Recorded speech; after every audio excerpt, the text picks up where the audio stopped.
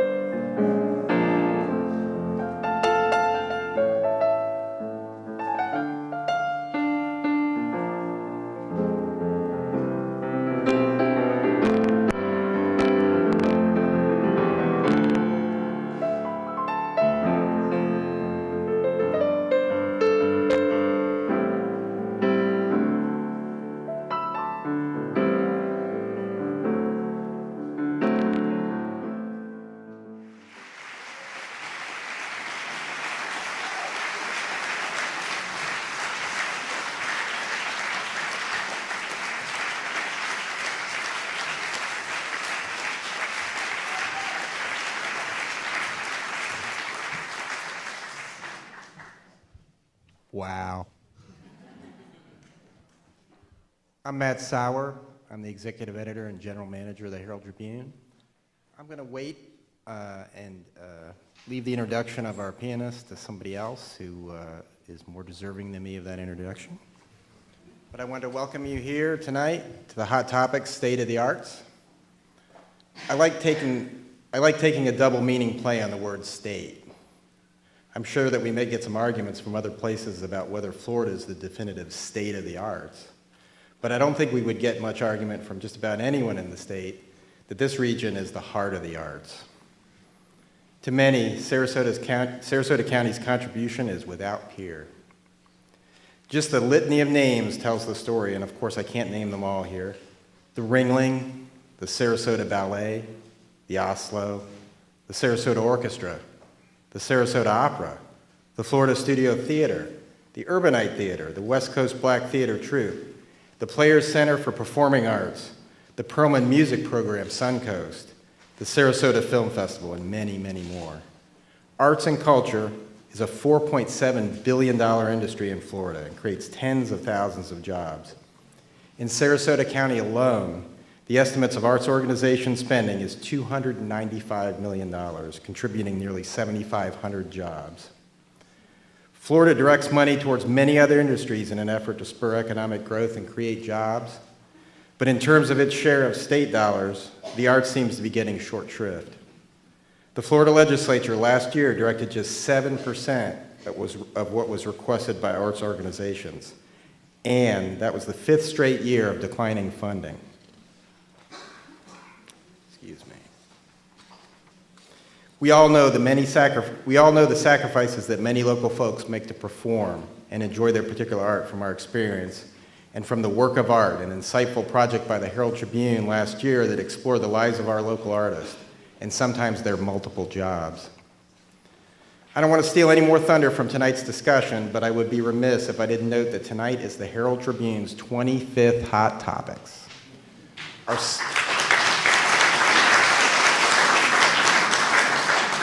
Sort of our silver anniversary in some ways. If I had brought something made from that precious metal with me, I would be handing it to the editor of editorials, Tom Tryon, who has been an integral part of these educational gatherings from the get-go. Tom is off stage right now, but will be joining us in a minute. And I also would be remiss if I didn't profusely thank our marketing director, Carrie Rasmussen, who has long been Tom's partner in crime on Hot Topics. Thank you both for all you do for the Herald Tribune and for the broader community. And I'd like to welcome you all to our topics.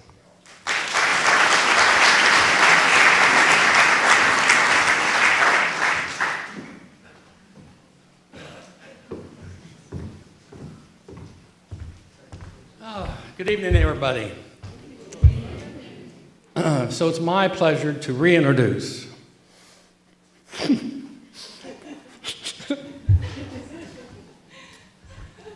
my grandson,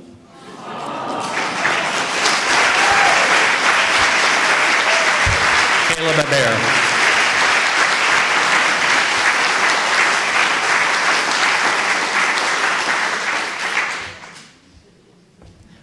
So now that we have that over,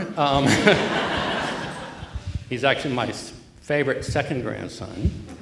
His other grandson is here. He will kill me if I acknowledge him. He plays the trombone, just like Joe McKenna used to do, so I figure if he doesn't make it in trombone, there's a possible success to path the success.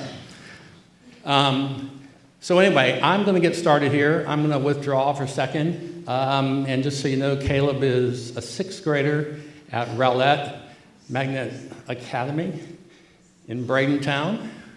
And so think highly of his school and his private teacher who's not here today, Dr. David Katz, and his mom and dad, Julie and Shane Abear, are here today. So.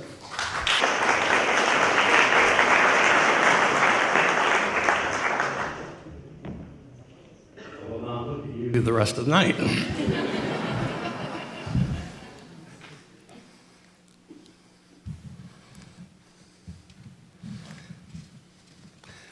So again, Matt, thank you for that generous introduction. It's really appreciated. A couple housekeeping issues. We will endeavor to finish by 7 o'clock. We have a nice panel tonight, and so I'm just going to delve right into it. First, let me introduce my colleague, Jay Handelman, who's been writing theater reviews and arts content for the Herald since 1985. He even has his own awards, the Handies. So please welcome Jay Handelman.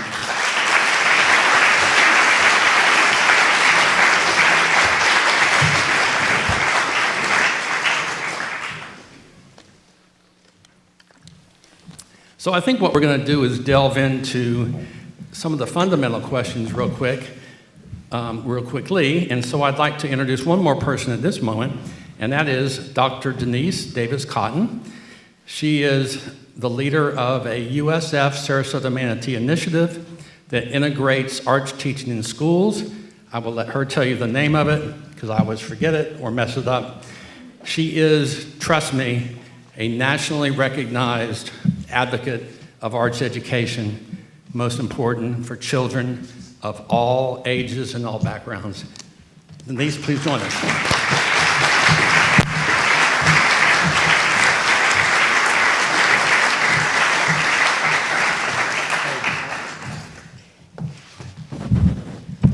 Okay.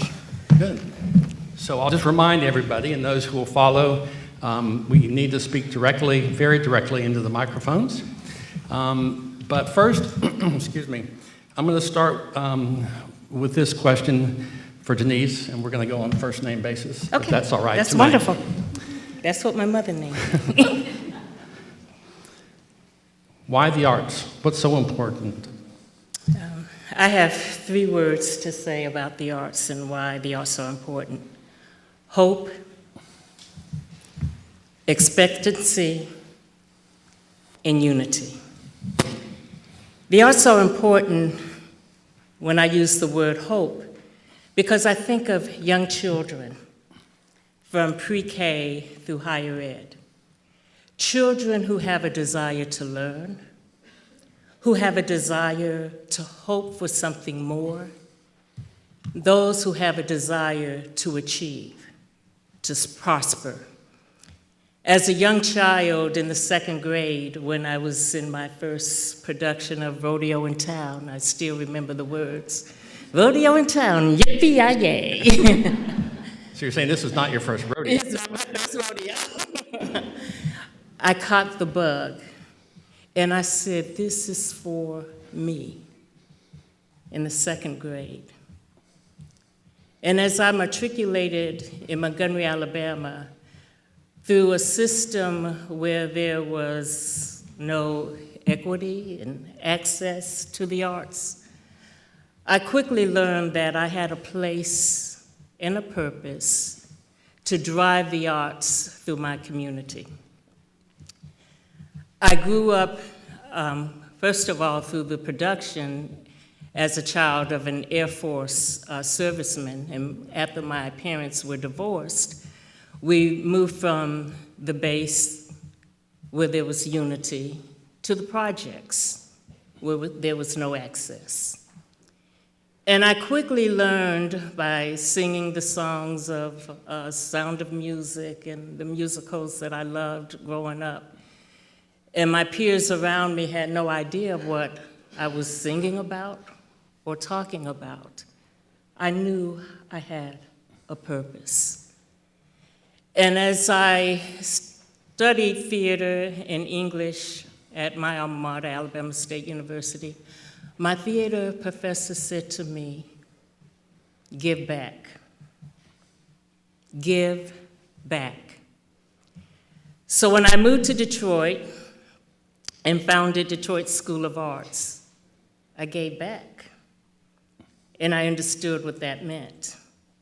Hope. Giving children a desire to achieve. Expectancy. Growing up in a community where you are expected to achieve against all odds. Unity. thriving in and through the arts, through unity, bringing together collaborations of individuals who have one common goal, to ensure that anyone who stands before them or that we bring into that environment has dance, music, visual arts, fine and performing arts, and has built within them that desire to learn. You ask why the arts? Look at me. I am a child of the products, but I produce, I achieve, I excel in and through the arts. It is a passion. It is a desire. It is what I was put on this earth to do.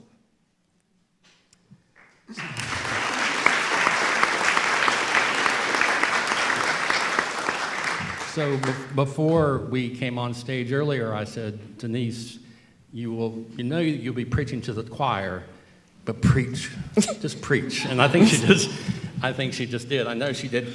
So tell us a little bit about the why you formed the School for Arts in Detroit and how that came about and what you learned from that experience. I moved to Detroit. I was an English teacher, and I had one theater class of 12 students. In the second year, I had 5 theater classes that were overfilled. And the director of counseling said, "What in the hell are you doing?" And I said, "Teaching." The misnomer about the arts is that it's fluff, it's extra, the kids can't learn. We just throw them in a music class, and in fact, the principal said, "Oh, Denise, singing, all you have to do is open your mouth and sing." And I told the principal, I said, "Well, do it." He said, "Do what?" I said, "Open your mouth and sing." Detroit was, at that time, I founded the school in 1992, and at that time, the superintendent was looking for schools of choice. And I had just completed my doctorate, and my specialty, my concentration was education administration with a cognitive and curriculum instruction and design. And I designed a school because I remembered what my theater professor said when he said, "Give back." And I looked at Detroit, and I looked at the population of students who were on the east side who had no access to the arts. And I wanted to give them access, to provide equity, to provide them with an opportunity to engage with the Michigan Opera, with the museum, the Detroit Institute of Arts, with the Detroit Symphony Orchestra. So I provided an opportunity for students in grades 9 through 12 to have, and I had an extended day. I said, "This is your job for the next 4 years, from 9 o'clock to 8 o'clock to 5 o'clock and beyond." But something magical happened. I had to kick the kids out of school. And we created a song called "Go Home, Get Out. I'm Kicking You Out of DSA," Detroit School of Arts, because they did not want to go home. They learned, they thrived, they excelled, and they became scholars in their own right. I gave them an opportunity, along with my team of teachers, because you don't do it alone.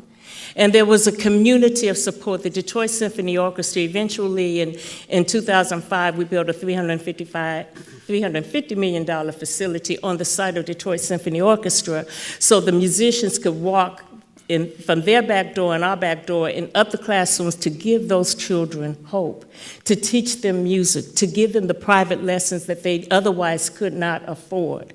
What do we give our children who do not have access? We give them access to the arts. That's why Detroit School of Arts was founded, and that's why it still exists today. So tell us what you're doing now, along with USF, and I'll let you handle the acronym. Right now, I am the program director for the Florida Center for Partnerships for Arts Integrated Teaching.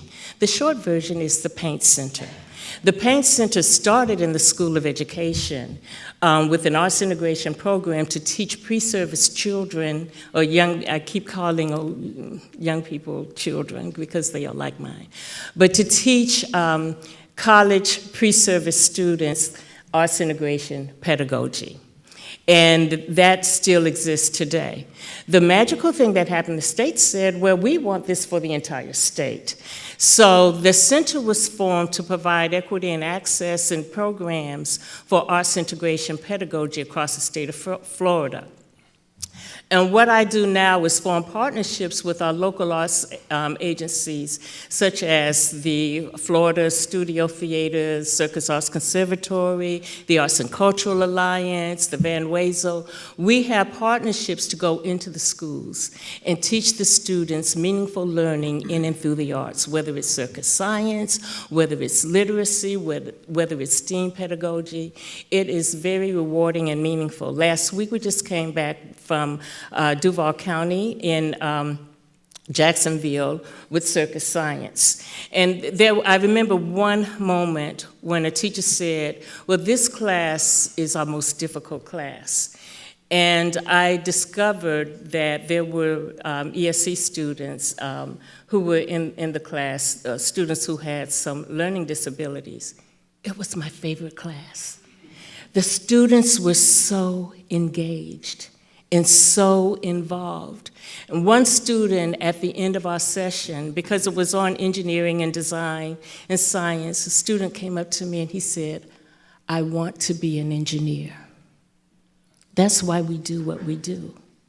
We give these students a future, we give them hope, we give them a direction, and we give them a purpose. And that's why I love what University of South Florida, Sarasota Manatee is doing, because we are so unique in providing arts integration pedagogy for pre-service teachers. And not only that, we are very unique in the respect that we have partnerships and collaborations with our fabulous and distinguished arts organizations here in Sarasota, and now we're expanding throughout the state. Okay, so my last question would be, if people in this room, and maybe who will watch on video later, believe in your cause or want to help you directly or indirectly, what helps you directly or indirectly? What helps directly is talking to legislatures, because the Florida Paint Center is an unfunded mandate. So every year we go back, as many of our arts organizations do, to the state to say this is important, this is valuable, and let's continue the work and let's continue the mission. Indirectly, I think the most important thing that everyone in this audience could do is to go back to your homes and go back to your places that you work and places that you enjoy recreation, and support your arts organizations. Because believe me, paint connects with most of the arts organizations in this community. And what I have found is the education departments are very, very, very well equipped with knowledgeable people. Support your arts organizations, support your local university. USF is going through consolidation. I think it's important that this community expresses to our legislature the uniqueness of the Paint Center, the uniqueness of arts here in Sarasota and Manatee County, and the uniqueness of our collaborations. I think that's the most important thing that we can do indirectly and directly. Okay. Jay, I've hogged the mic. Any questions from you, my friend? Well, you talked about you're unfunded. We're going to be talking about funding in a bit. And with the consolidation of the university system, how stable, secure do you feel the future is for this program? Are you going into every month worried about whether you're going to be able to continue next month, or is there some sense that you've got a future, even if you have to be begging for money like everybody in this room does? Well, there's one thing about me, I just have faith. And I just believe in a divine power. So I don't worry. I personally don't worry, because I just have that strong belief. And on the campus at our university, I honestly believe that Dr. Holbrook is a divine leader. She is absolutely phenomenal. And she believes in the Paint Center, and she promotes it, and I believe in her leadership, and I strongly support her in the direction that she has taken the campus. All right. Thank you for being here so much. We appreciate it, and don't forget to support her cause. Okay. Thank you. Thank you.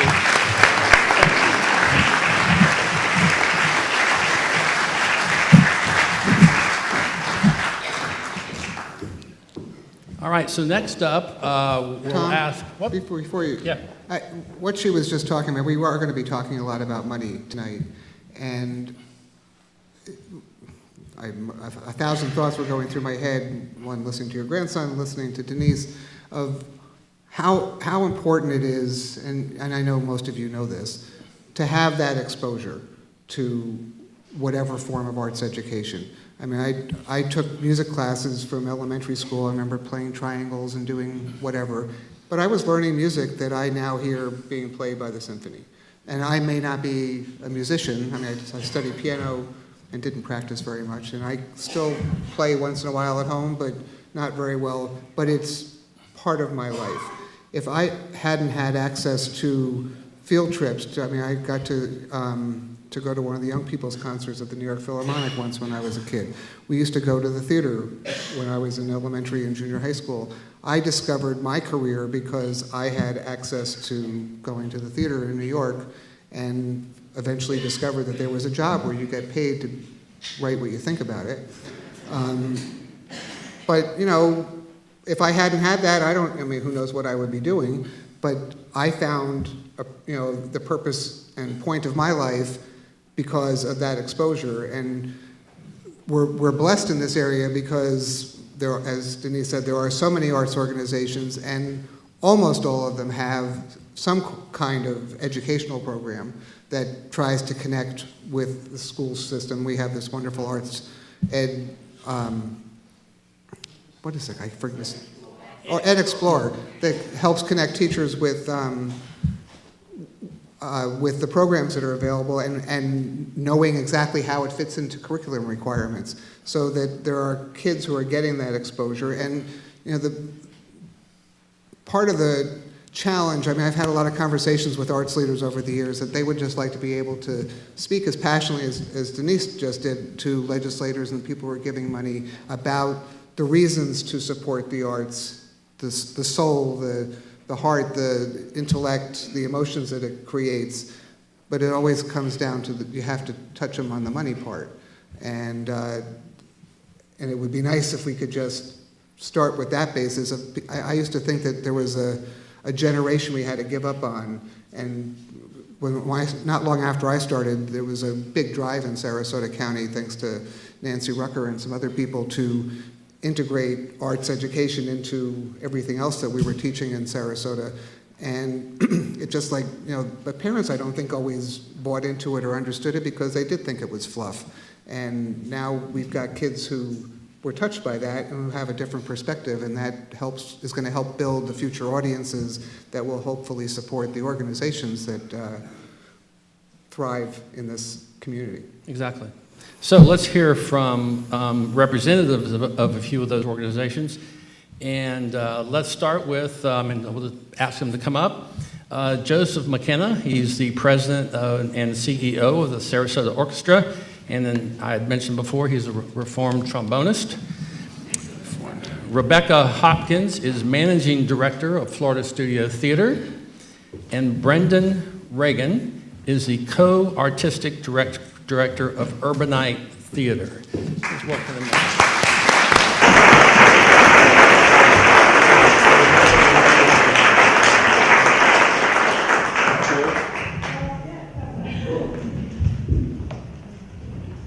Yes, you do have to share. Jay and I are close. I followed him for 3 years in his 3 years at the Oslo Conservatory. Well, not just him, the whole class. The whole class, yeah. That would be stalking. Yes, it was.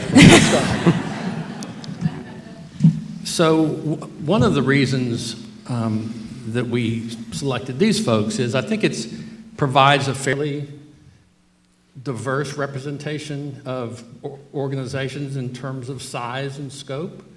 You have the 70-year-old, well-established orchestra, Sarasota Orchestra. Florida Studio Theater is this mid-range, how old? 40. 40? Yeah, I guess that's mid-range in Sarasota. Yeah. And Brendan, Urbanite has existed for how long? We're almost 4 years old, so yeah, we're the babies. Yeah. So let me just ask each of you a quick question, and Jay will jump in a minute. And at some point, we're going to have Jim Shirley when we get to the funding part. But let's just do a very quick, what's the state of your organization? Rebecca. Florida Studio Theater is doing very well.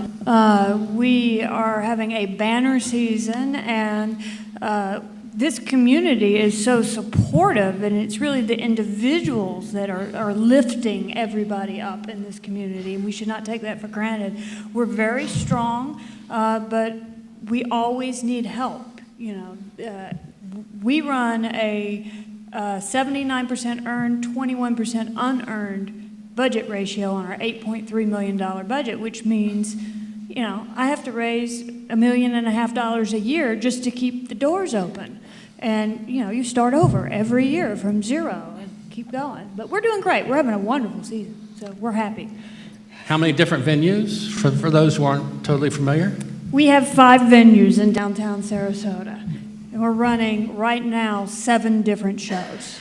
Okay, ranging from what, cabaret to kind Yep. of traditional small theater? Right? We have your more traditional Broadway, off-Broadway work is in our main stages, and then we have cabaret. We have 2 cabarets running. Then we have the really edgy stuff happening in our Bounds Lab. Then we have the improv program going, and right now we have Snow White for the children. So no matter how old you are or what you like, you're gonna find it at FST. And you're a landlord now, right? I mean, you have some housing. Oh, no, facility. yeah, we've Not always you been a personally, landlord. but Yeah, no, yeah, we've always been a landlord. People don't realize that. Everything, when you're in the, I got into the theater to do plays. I didn't know I was going into the hotel business and a travel agency and parking and construction and architecture. All these different creative businesses come together. At any given time, FST is housing up to 80 artists in downtown. So yes, we have 16 residential properties that we run to house the artists, because renting is not an option in Sarasota. You can't afford to live downtown, more or less an actor. So we have to own our properties. Or maybe there is somebody here, and you might want to meet them afterwards in this campaign. So Joseph, same question for you. What's the state of the orchestra? The orchestra is really doing quite well, actually, in our 70th year. The work that we can control and manage, we do a great job with. Although I do have to share with all of you that there are things on our minds with respect to public policy on the arts which are deeply concerning. The trends in state funding should be a concern to all of you and all of us. It's a 5-year trend going down in a robust economy. So that in and of itself suggests that there is some type of policy disconnect. More locally, we are managing the effects of red tide this season. It has impacted the orchestra to a degree in our fall programs, and we know from some of our colleagues around the city that that's also true. And then we have the beauty of the road construction project at 10th Street, which is less than inviting to people to come to concerts for those of us that are presenting on the Bayfront. So in spite of the challenges, in this case that are episodic, red tide and the construction, those will go away. But I do think it's time for everyone to pay attention to public policy in the arts. It is good public policy to invest in the human spirit. And when the economy's good, we should put more human spirit investment in the bank. So in down economies, we can call upon that spirit to get us through the hard times. So we have a very interesting landscape going on with respect to state arts funding. and the general overall performance of the economy. So the orchestra's doing great, but the wins that are out there should be paid attention by everyone. And by the way, you are looking for a location for a new hall and an artistic director, right? Yeah, it's a couple of small projects. You can make news here tonight if you'd like. No, I'm not going to make any news, but I will pick up on the point that Denise made earlier, that all of these organizations that are here sitting at the table and around the city, all of us are little oases for people to come together and to have that sense of unity and sharing and discovery in a safe place. And the orchestra's work is really about making sure we further that for the community. So our pursuit for new facility is not really about the orchestra.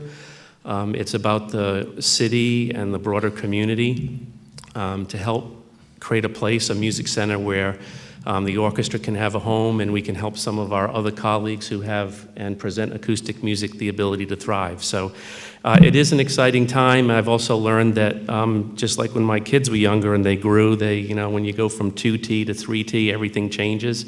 Orchestras are no different. So you have facility development, and you have music director searches, and you negotiate contracts, and you build an organization. It's actually the sign of a thriving organization.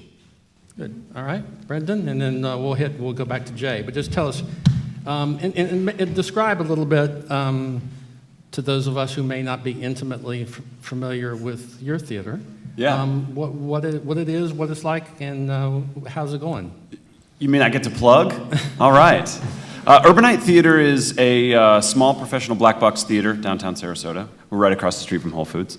And we specialize in work that was written in the last 5 years. So in our mission, we want to lift up the boldest new voices in theater and create these shared visceral experiences. Our theater is very small, 70 seats. And so it's a different kind of experience than, say, a room this size or even bigger. And that's a special type of storytelling. It's a different experience to share the air with the performers that you're watching. So we also are known for taking risks on content. We're not afraid of plays that are challenging in content or style or theme. So what I like to say, my elevator speech is, we're theater for an HBO fan, if I had to be concise about it. So Urbanite Theater is doing very well. We're 4 years old, like I said, and we're on pace again to sell more tickets this year than we've ever sold in a year. And we're adding performances and growing all the time. And just recently, I think we have taken the step from exciting ragtag, guerrilla-style bootstraps theater, when it was just Summer and I as the only employees. Summer Wallace is the other founder with myself and Harry Lipstein. Summer went to the FSU Oslo Conservatory too. That's where we met. And we were doing it all at first. We were doing every job. You know how it is. Like, if you want to do it, just do it all yourself.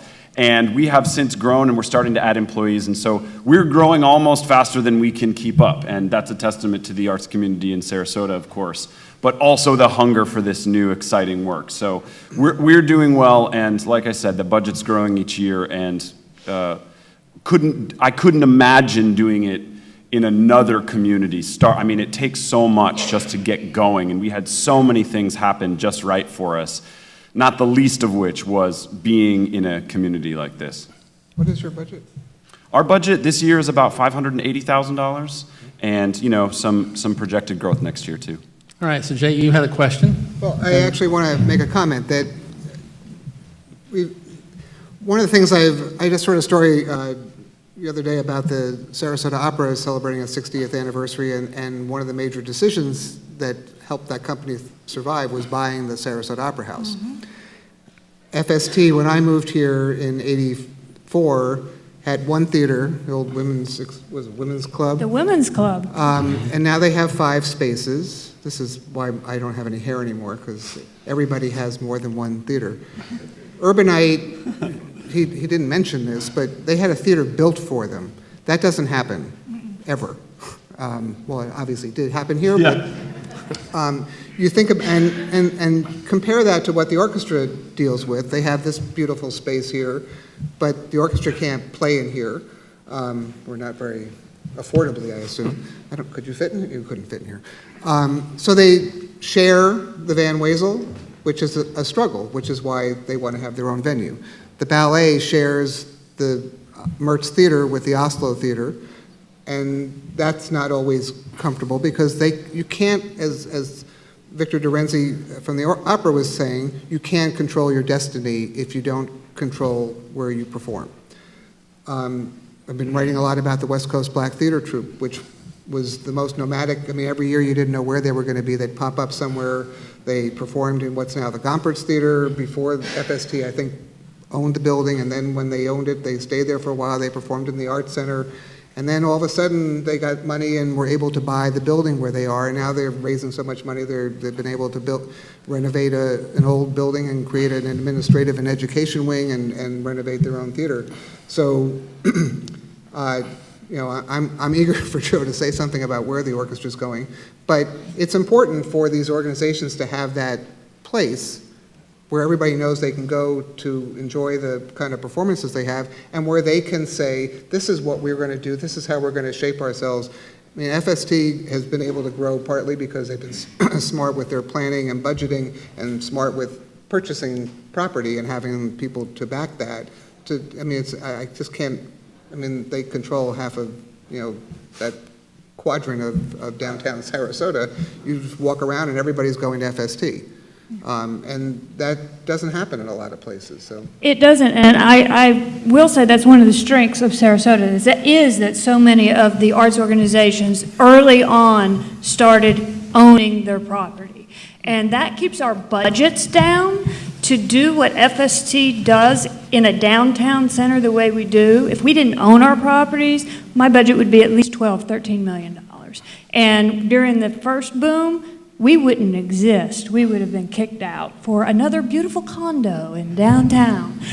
So, I mean, it is important, and it really does help. I mean, when I moved here, I came here from Washington, D.C., and I had friends who did community theater, and I would go to a church basement or community center to see the performances, and they would be up for 3 or 4 days, and, you know, and had cardboard sets and very traditional community theater. And I moved here, and I was like, the Players, you know, has been on that site for over 80 years. The Manatee Players had a building they were in originally for over 50 years, and Venice Theater has been in so it's on every level. We have more here because of support from people that has allowed these companies to grow, but that physical property is a big deal to begin with. So, Jay, in your story that ran recently, it mentioned that in 2018, legislators provided just $2.6 million to be shared by nearly 500 organizations across the state. So let's do a quick segue if we can. This is Jim Shirley from the Arts. Did you change your name again? No. Or am I forgetting it?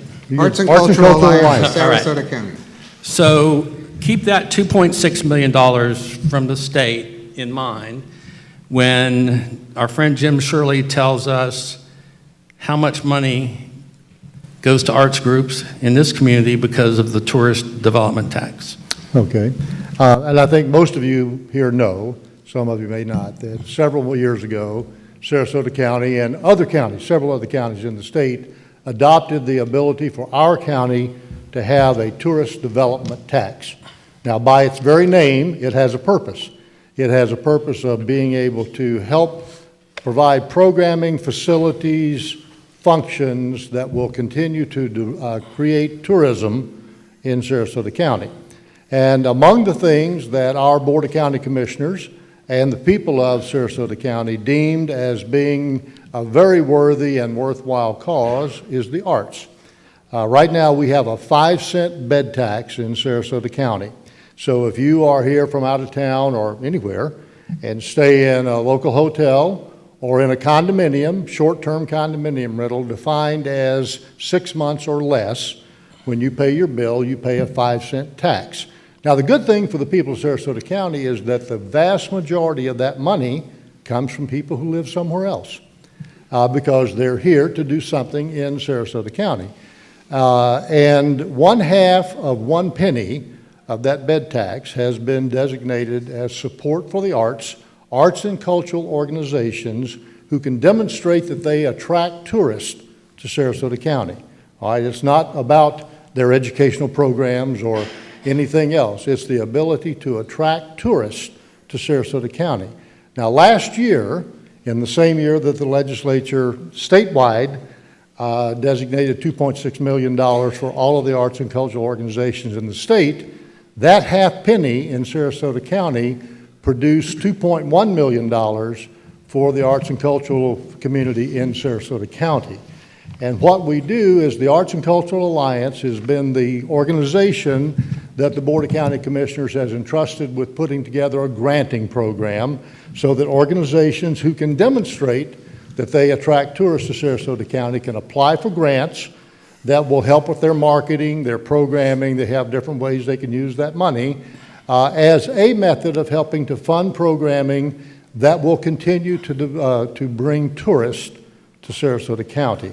And the amount of money that an organization can apply for is dependent on the size of their budget.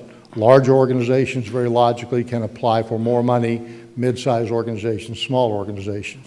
But to be able to take a 1/2 cent and make roughly $2 million to come to support programming in Sarasota County, I think we need to applaud our Board of County Commissioners, and we need to encourage them to make sure that that doesn't change as we go along. Because Joe made a very important statement.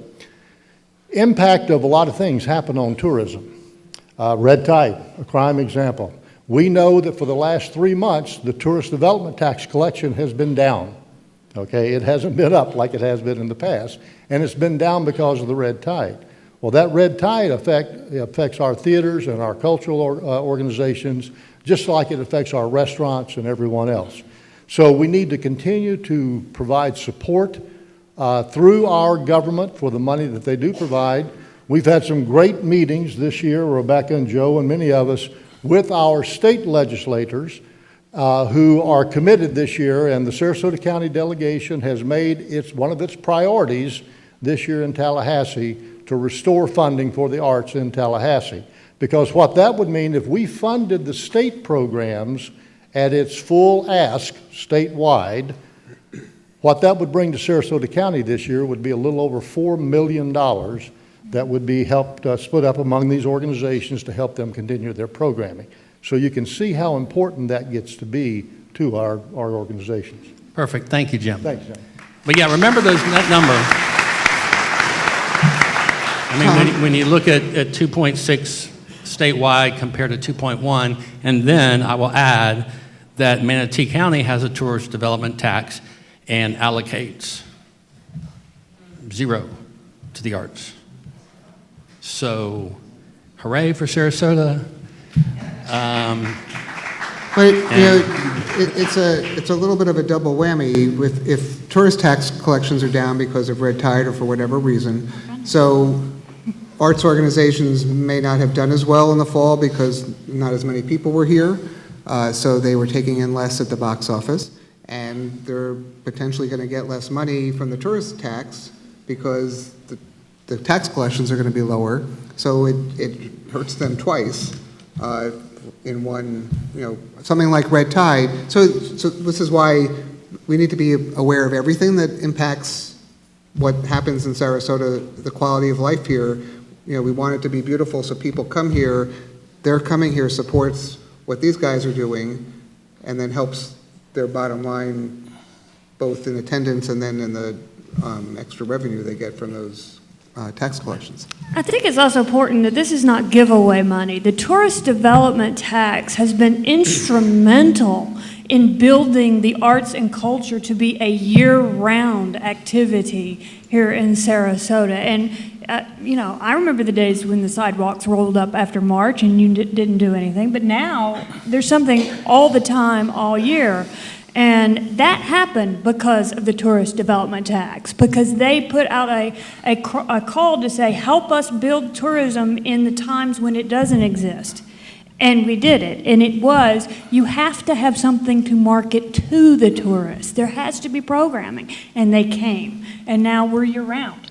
And the tax, I mean, at some point, I don't think it's still the same focus. Maybe, Jim, you can tell me if I'm wrong. But for many years, the requests for money had to be like shoulder season. They had to be in September, October, or May, June, and July. Now I see that a lot of the funding is covering just general programming during the year, but most of the organizations are programming much longer. I mean, you're running through the summer, you run all summer. The orchestra's doing programs, not as extensively, but in the summer. The Oslo Theater goes into July now, where it used to stop in May. I don't get any rest anymore in the summer. It used to be a time for vacation. I mean, but which is great. I mean, it's good to have too much to choose from, which then brings more people in. And the Some job. people will complain that there are too many people visiting. But I think Rebecca's point's really interesting, and also to Jay's, the earlier years of the funding in the shoulder season allowed many of us to start to expand that season. And one of the interesting things from a bigger economic profile is the cost of living in Sarasota today is considerably higher than it was 10 years ago. So if you're a working actor or a musician, or working in any sector of the arts, there needs to be investment in order to have the workforce that you need to deliver the arts. So this government funding is really a signal about policy. It's really a policy direction. This thought's been given to it that it's good policy to invest in the human spirit, it's good policy to invest in the economy, and then the local market begins to take charge. Now, we're fortunate in Sarasota County that the county commission saw that to be the case. But if you look out over the 67 counties of the state of Florida, Sarasota County last year, I think, got $152,000 in arts funding for all the organizations who are here, which is versus $3.1 million 5 years ago. So there's other communities around the state of Florida that are not as robust as Sarasota in terms of its arts density and in a sense being an arts capital. That doesn't bode well for the overall profile of society. The more rural communities in the state, those that are perhaps don't have the energy, the engine, or the resources that we enjoy here, there's a genuine concern. It goes back to, I think, the comment earlier about access and equality. It's really important whether you live in Palatka or you live in Sarasota. You should be able to have the opportunity to have a really good arts education, a good experience. So the trends that you're seeing, again, I come back to, they should be concerning to all of us, because when you look out of the micro of the fabric of the state and the wellness of the community, we'll figure out a way to survive and get through this little period that we're in. But I personally think that most of the thinking and effort should be on a discussion about public policy arts funding. So let me play devil's advocate for each of you. So I'm a legislator. You've heard it before. We've got big needs. We've got to redo the panhandle after the hurricane. We've got this. We've got that.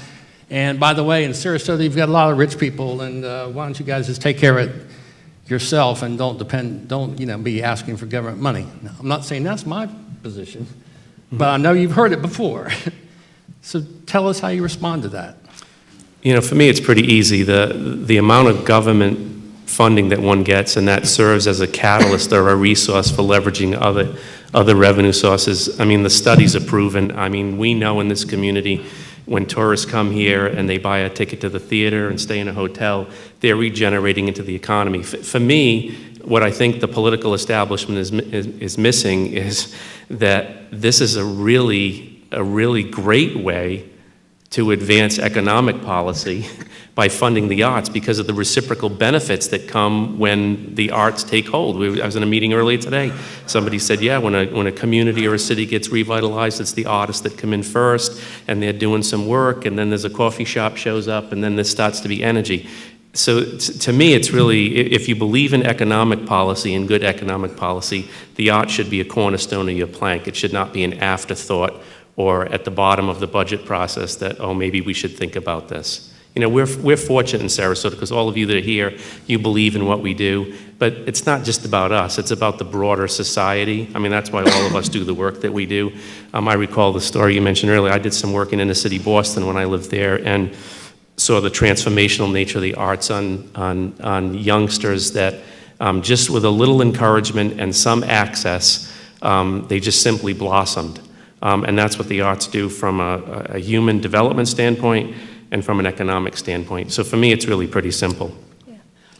For me, it is simple. It's a return on investment. It's that simple. The arts inspire, provoke, connect the community, and they create jobs and support the economy. And every study that has ever been done supports that. So no matter if you are like me and think you need arts to be good human beings, and in our environment today, with so much divisiveness out there, we need every place we can where we as individuals can come together as a community, and the arts do that. We put the issues we're all debating with the talking heads, we put them into human stories on the stages and let you guys, the audience, debate it from there by putting it through a human lens. But if you want to talk about the money, it's a 9-to-1 return. I don't know any stock I can invest in and get that type of return on. So it really is every argument you make. And even the businesses, I just read this study that of all the independent businesses, when they are looking to relocate, the number 3 thing they look for is arts and culture. The first is highway access. The second is a work pool, employees to pull from. Arts and culture, quality of life comes before tax incentives and tax breaks, because they know in order to keep good employees and to get people happy in a community, they have to have a community. And that's what the arts create, is a community. Sure. Yeah, one of my favorite stats from Americans for the Arts, their prosperity survey that they do each year, is that for every ticket sold to an arts event, $31 is generated for the local economy, which means that if you're going to go see a play, you're most likely also going to go to dinner, you're going to get drinks, you may get dessert, you may go shopping beforehand, you may hire a babysitter or buy gas, but regardless, you're going to spend $31 on the local economy outside of the arts organization. We have this driver, this way to pump money straight into the economy, and it's just simply by doing more arts. And, you know, if I was talking to a legislator, I would probably leave out the parts about the human spirit and entertainment and simply point to that, because we know that the trap is that it's not vital. And I think we need to start treating it like it is. It's an absolutely vital part of a civilized country to... I mean, we're the richest society that's ever existed in the history of humanity, and we should be absolutely just leading every art form. We should be innovating across the board. We should be filthy rich in the arts in this country based on how much money we're spending on other things, and that's not considering at all what the entertainment value is of the arts. We can leave that out. I also think that arts, to talk about shared experiences, that's one of the most important things to Urbanite Theater, is that I think that we can produce plays that start the conversations that change communities, that change the world. We can do that here in a way that we can't through the news or through politics. And we are able to share like we were around the fire. Like, that storytelling is in our DNA. It hasn't gone away. We don't sit around the fire anymore. We sit in theaters and we share stories. I think one of the coolest things that's happened today so far is when Tom got choked up about his grandchild. I mean, we all collectively went, "Aw." It was this beautiful, honest, truthful moment, just a little miniature story. There was pride, right? And then we all sort of thought about our families, and we thought about, my grandson should be in music, right? If it's eliciting this powerful of a response. And it all comes just out of those shared collective experiences that we don't have any other venue for. So Suffice to say, I think the arts are important.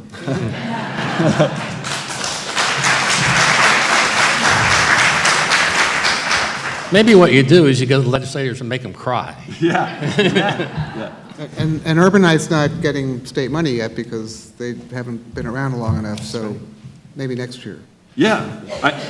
I mean, if it's worth it to apply, I mean, by next year, they're going to be giving us about $25, it looks like. We have gotten the tourist development tax now. We're on to our third application for that. So that was a huge boost for Urbanite. That was our biggest giver so far. If it were an individual donor, it would be our biggest source of support. It only makes up about 6 or 7% of our overall budget right now, but it's an absolutely critical part of our funding structure that we do each year. So we're thankful for that.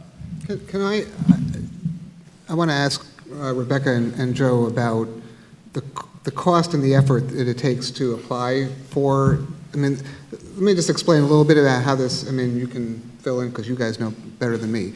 There is a state matching grant program. There are 4 categories that they fund, and organizations like the orchestra and FST and the others that have been around longer than Urbanite apply for matching grants. They can get up to $150,000 based on the budget. No, we can ask for up to $150,000. That seems to be but that's the top level that they award. And they both organizations qualified for $150,000 last year, and they got less than $9,000 because the state gave just $2.65 million for all those hundreds of organizations around the state.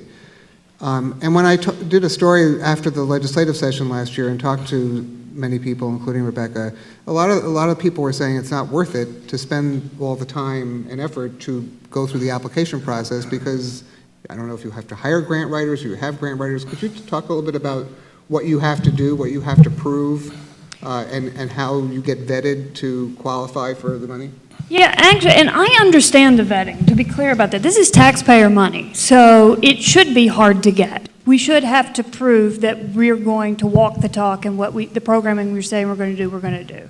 It is frustrating because it is not a small grant. It is a major grant.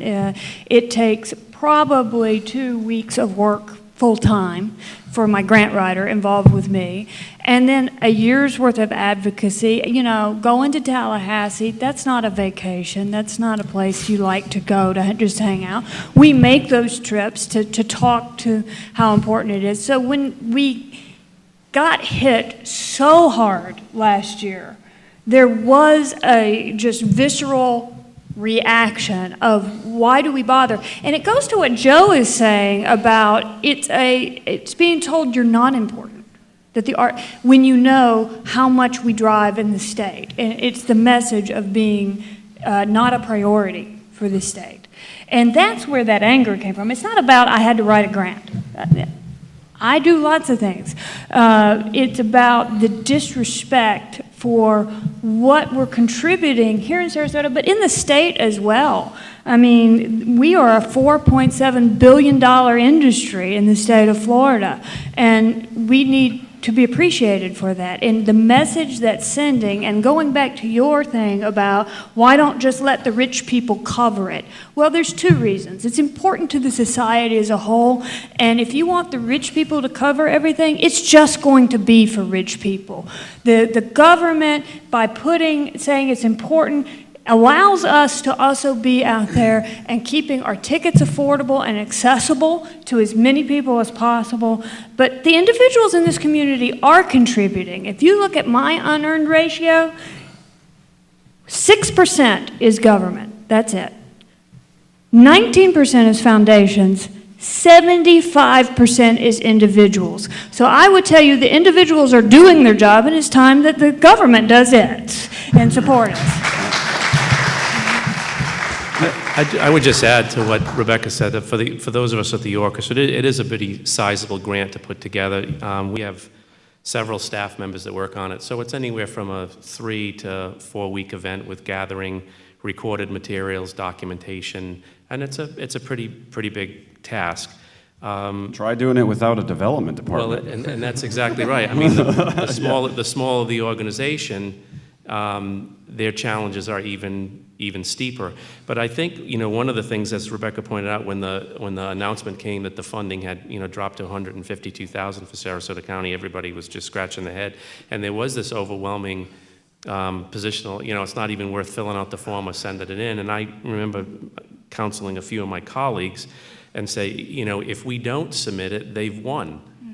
We're complicit in the decline. Yeah. So if you want to be partners with them in the decline, then don't send in your application. Instead, you should fill it out and then get mobilized and play a more influential role in it. So it is. I remember the days, years ago, we would go to Tallahassee to defend the grants. We'd take, 2 staff members and go to Tallahassee and defend in front of a live panel. That's now largely moved to like a phone conference, which, it's efficient, but in the interest of efficiency, I wonder with the efficiency as it is, the level of funding compared to the efficiency is just really kind of stark. But I think the most important thing is that none of us should back away from it. This is it's a philosophical and a policy issue first, long before it's a funding issue. The policy reflects the mindset of those we've elected to represent us. So if the policy's doing something that we don't like, there's a good chance that we need to work on those that are creating the policy. And these numbers in a good economy, when we talk about the performance of the stock market over the last number of years, in this county to go from 3.1 million down to 152,000, or statewide to go from 43 million to 2.6 million, that's the trend. Yeah, I think that's the biggest thing for me too, is that it's not in a down economy. There's no excuse. It's a philosophical shift in leadership, and I'll be a little less polite than you. I think that we should be really angry, and I think that we shouldn't be concerned, as you were saying. I think we need to mobilize, and I think we do need to participate more in the discussions about the arts. I mean, that's the culture, that's the driver here. I believe I've heard Jim Shirley say before that arts are actually the biggest job creator. They're the biggest job industry in Sarasota. Is that right? Certainly among the top 2. Yeah, so here we are. This is not like, oh, okay, well, if we don't have this funding, then the arts are going to be just fine. This is the local economy. One of the biggest job producers took a blow. And so, yeah, like Jay said, you have to have 3 years of fiscal history in order to qualify for this grant, which makes perfect sense. You have to show some competence over the years. So just when we started to qualify, yeah, I saw theaters like FST who are very good at this and have people who are wonderful at getting this grant, getting $9,000, and thinking, can I even afford to spend the time on this application? Like, what are they going to give to us? Probably nothing, or very little. So we need to see a trend before we're even able to see a return on the investment of time to do this grant, which can be challenging. I will say, last spring when it all came out, it kind of hit everybody as a surprise, I felt, in the community. Everybody kind of woke up and went, whoa, what happened?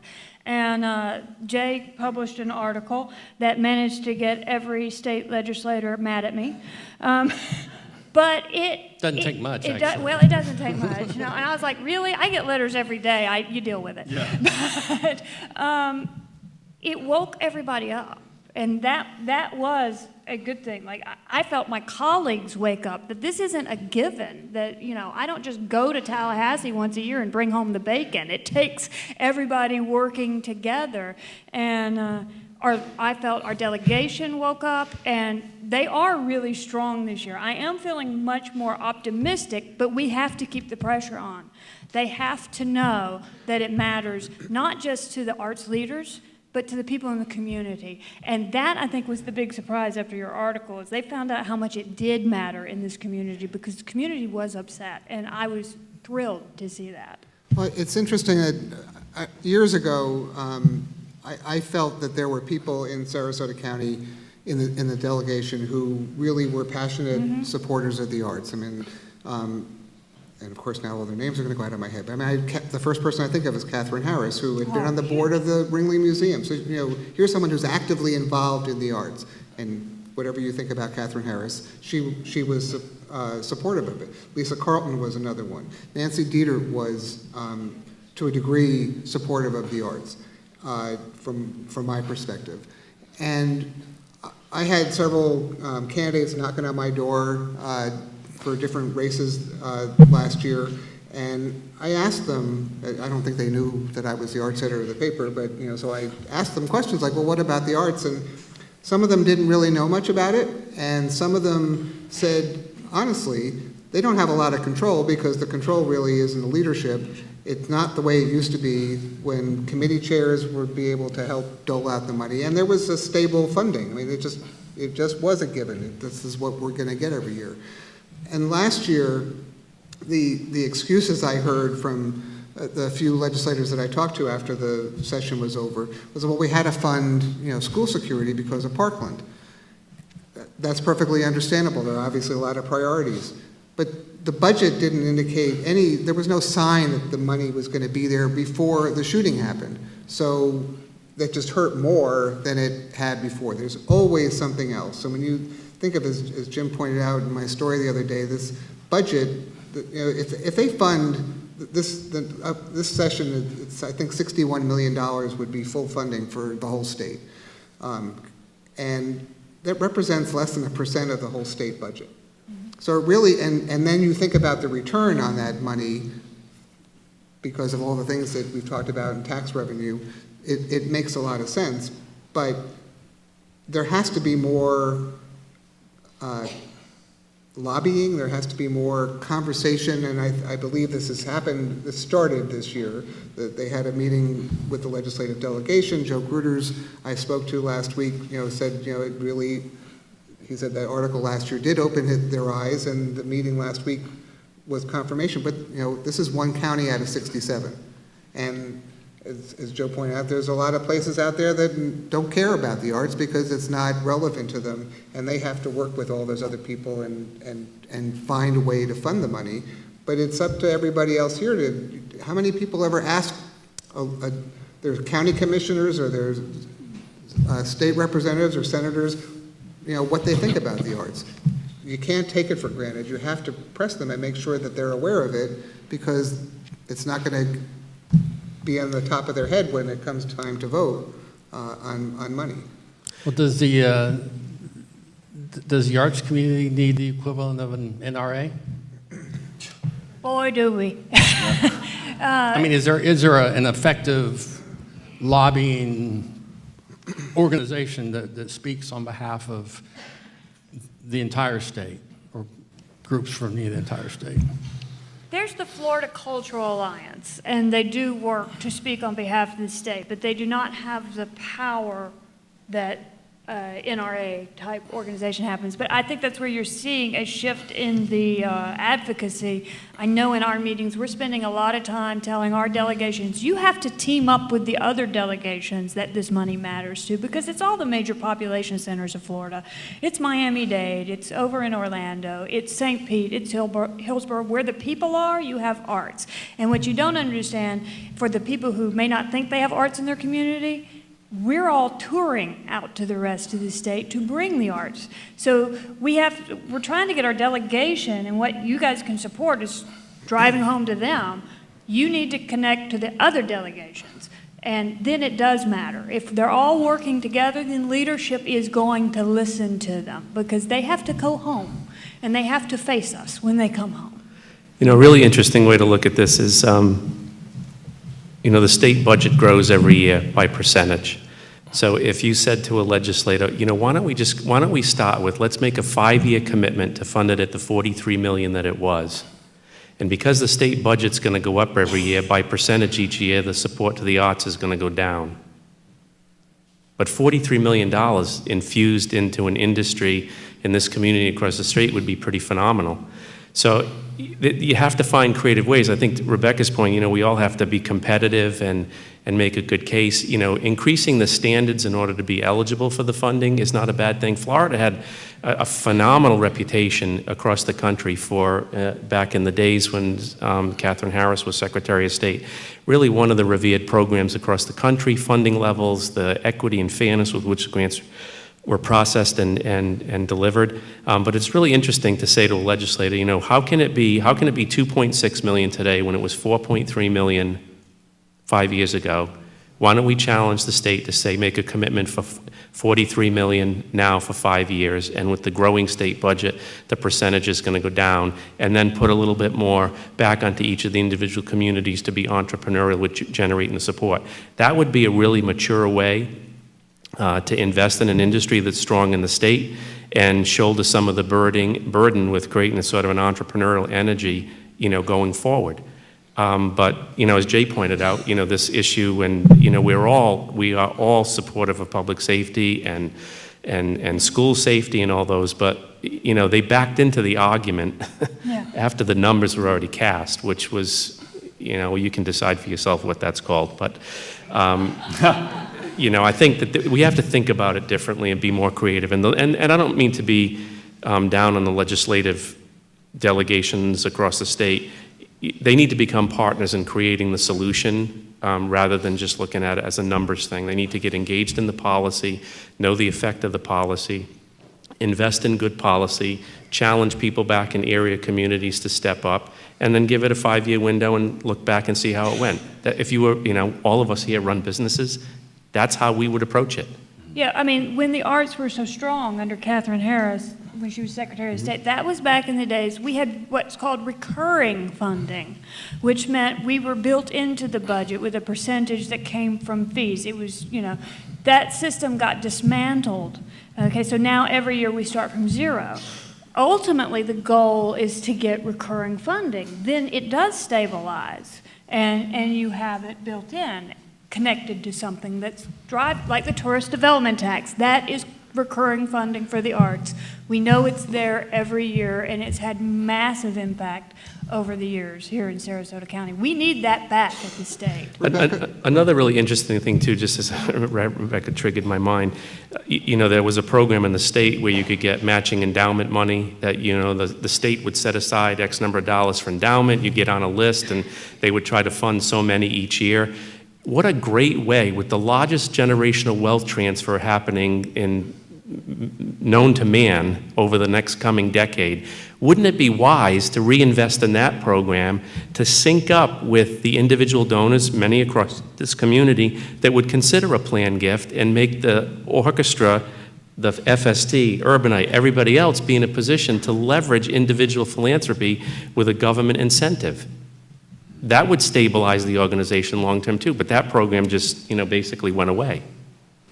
Could you talk a little bit about what the lower funding did or forced you to do? How did you cope with not getting $10,000 as opposed to $150,000? Were you able to go out and raise money privately to make up for it, or did you have to make cutbacks or changes for this year? Bottom line, I cut 2 jobs. That you see the funding, the pie is only so big, and you make decisions. And there were 2 positions that we needed that we decided we were not going to get this year. But that's my best way of explaining the end result, because it's actually a little messier than that. You're in your budget and you're making decisions on shows and things of that nature. But when I had my full wish list, I went, these are gone. We can't do it. We can't grow that program this year because we're going to have a very tight year taking that big of a hit all at once on our budget. We did have some donors step up and make a larger gift this year, but it didn't fill that gap. And it's more about the trend. It's not about the 1 year. It's that it's going away, and so it builds up year after year. For those at the orchestra, we went to investor-level donors to help us fill the gap. For us, we looked at it as there's a policy problem here. If we can have individual philanthropy help us while we work on the policy and on the public part of it. So that's what we chose to do. And, as everybody that's on the stage knows about an arts organization, you can't cut anybody. We don't have enough rowers to begin with. So, and I know for the orchestra, we were now, performing in 6 different venues. This past weekend, we were at Neal Auditorium on Saturday night. We did a concert in this room yesterday of a soiree. And our youth orchestra is at Riverview High School tonight and tomorrow night for their mid-year performances. So it's like, who do you cut?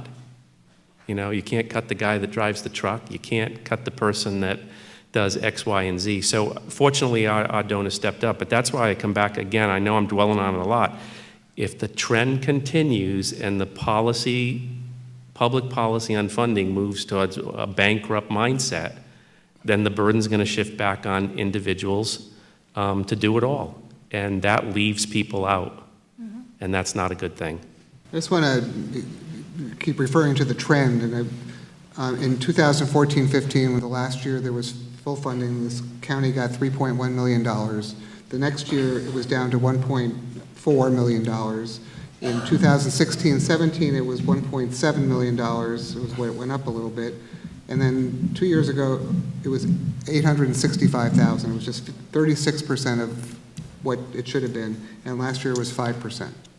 And the governor, and I realize the governor's recommendations don't necessarily mean a hell of a lot in the legislature because they do their own thing, but the governor recommended $5 million, so it would double what was granted this year, but that's still not much. No, it's not Okay, much. so I tell you what, let's, oh, you woke up. I thought we could have an encore, but my buddy fell asleep for a few minutes there, didn't he? So to wrap up, because actually we have to take well, not we, everybody here, but some of us have to take my mother to dinner for her 87th birthday.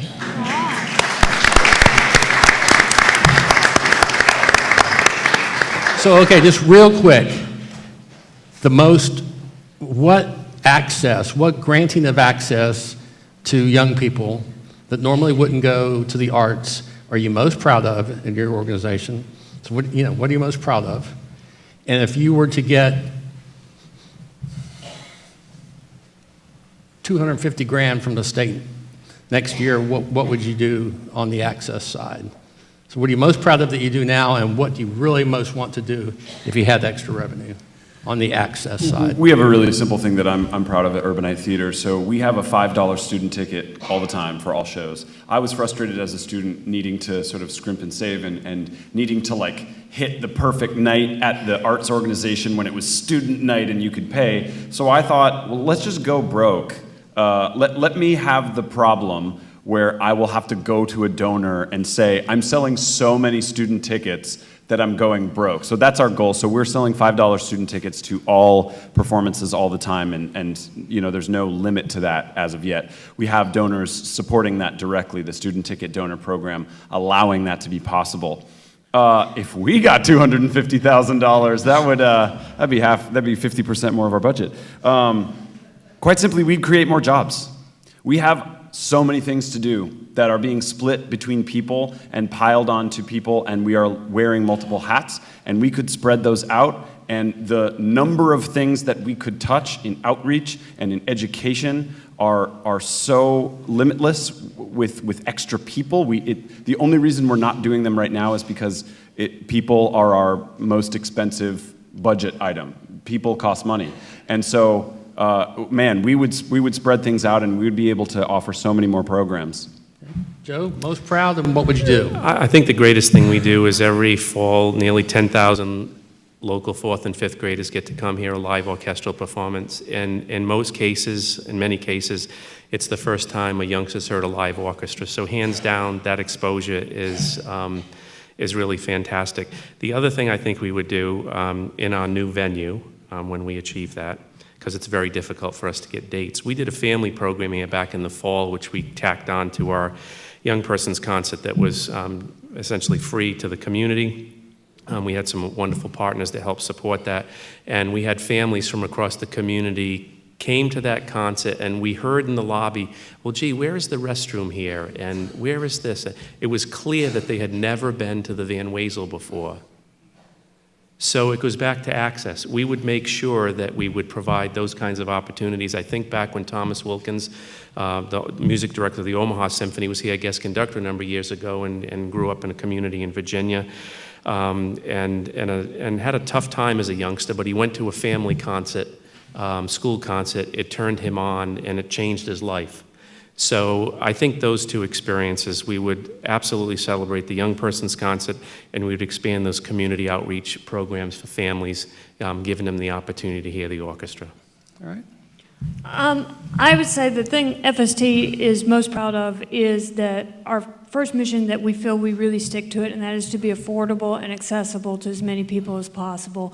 And that's keeping our ticket prices at a place where anyone can go. We know for a fact that for 20% of our audience, they couldn't come if we raised our prices. And so that is the thing we're most proud of, and the diversity of programming that we're doing it from 5 to 105, that we really do try to reach out to that. If we had $250,000, I'd spend it like that. No. It's more programming. There's always more need and more people to be reached than we have resources to reach them with. So it would be about reaching further out into the community. A lot of our outreach programs where we actually go into the community, those things take the most funding. And to be able to grow and do more of that, because that's what we're always looking for. Where are we not, and how do we get there? Terrific. All right. I want to thank everybody for being here tonight. Thank the Sarasota Orchestra, our hosts, Manatee Education TV, Charles Clapsaddle and his gang, who are always first rate. Thank you guys for being here, doing the video and sound. The panelists and Denise, thank you very much. I don't work for Jay, so I have no reason to suck up to him here on the stage. But I do tell you that, being in this business, I see a lot of different newspapers, and not many in this country, except in the major metropolitan areas, have the kind of arts coverage that the Herald Tribune has.